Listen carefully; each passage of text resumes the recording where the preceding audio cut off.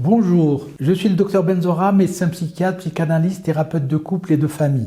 Bienvenue sur la chaîne Jeanne.co, chaîne dédiée aux problématiques de couple.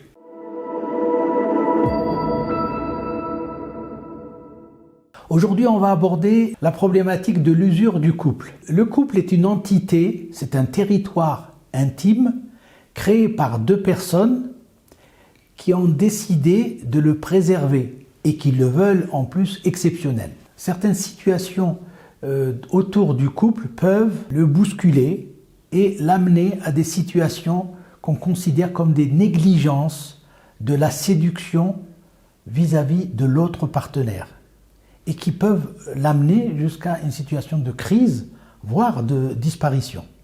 D'où l'importance de ce sujet-là. Il y a trois situations qu'il faut retenir qui sont importantes dans ce système d'usure du couple.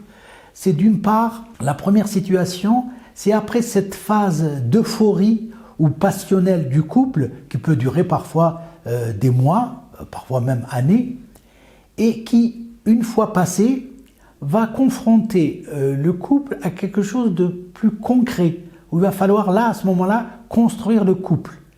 Et du coup, dans certaines situations, il y a certains couples qui sont en difficulté par rapport à cela, puisqu'ils sont restés encore avec cette idée très idéalisée de l'euphorie, de la passion. Cette phase-là, dite lune de miel, est un peu compliquée, puisqu'elle a été trop idéalisée. Deuxièmement, l'arrivée d'un enfant est toujours un bouleversement assez important, puisque le couple va passer à un couple parental, ils vont devenir des parents.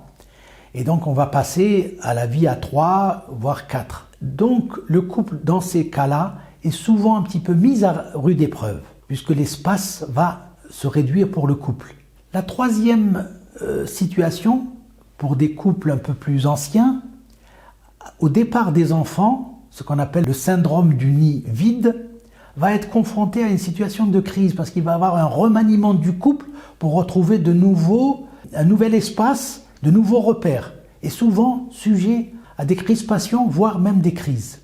Donc voilà les trois situations en général, mais ça ne veut pas dire qu'il n'y en a pas d'autres.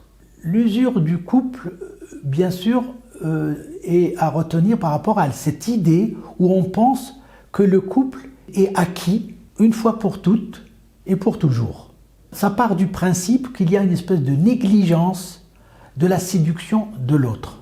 Je me souviens de ce patient qui me disait, alors que sa femme était avec lui, je ne supporte plus, le week-end elle passe son temps dans un jogging alors que dans la semaine elle se prépare, elle est coquette quand elle part au travail et moi je n'ai droit qu'à au jogging. Ça paraît surprenant mais je crois que symboliquement c'est important. On a à entretenir cette séduction de l'autre au quotidien. L'autre élément qui me paraît aussi à retenir dans ces cas-là, c'est qu'il y a souvent, par rapport à cette usure, des éléments extérieurs qui peuvent aussi participer à cette espèce de négligence. Les périodes comme ça de chômage, les périodes où parfois l'intrusion dans cet espace de couple d'autres éléments, comme les beaux-parents, qui mettent parfois les gens dans une espèce comme ça de déstabilisation et de non-séduction de l'autre. On est plus confronté à des, excusez-moi l'expression qui me vient, des prises de tête. Donc ça ne participe pas du tout à l'épanouissement d'un couple. Donc là, on a fait un peu le tour de cette question qui me paraît fondamentale parce que c'est une façon un peu d'anticiper cette usure du couple que de s'évoquer ces événements, ces phases de vie du couple et d'entretenir la séduction vis-à-vis de son partenaire. Alors, il y a quand même une prescription qui paraît utile et qui rend beaucoup service à certains couples dans ces cas-là.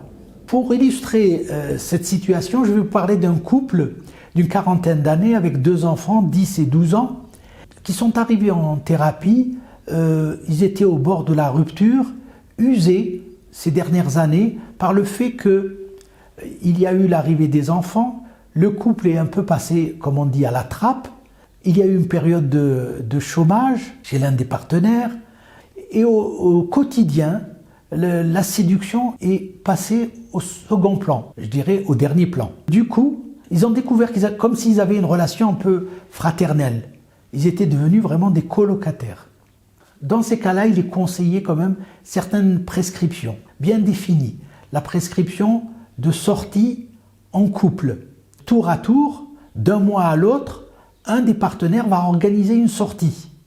Il va la réfléchir, l'organiser, sans que l'autre soit au courant. Et le mois suivant, c'est l'inverse. C'est l'autre partenaire qui va organiser tout cela.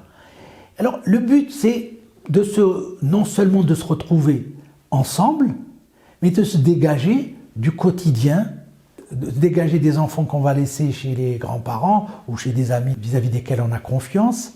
Cette sortie peut être une sortie en restaurant, ça peut être même au cinéma, ou bien, quand c'est possible, bien sûr, d'aller en week-end.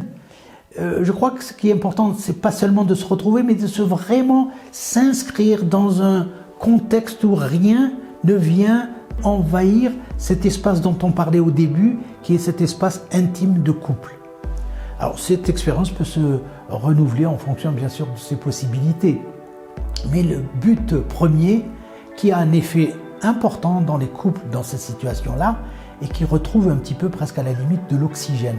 Et l'oxygène, dans ces cas-là, ils en ont bien besoin. Je vous remercie de votre attention.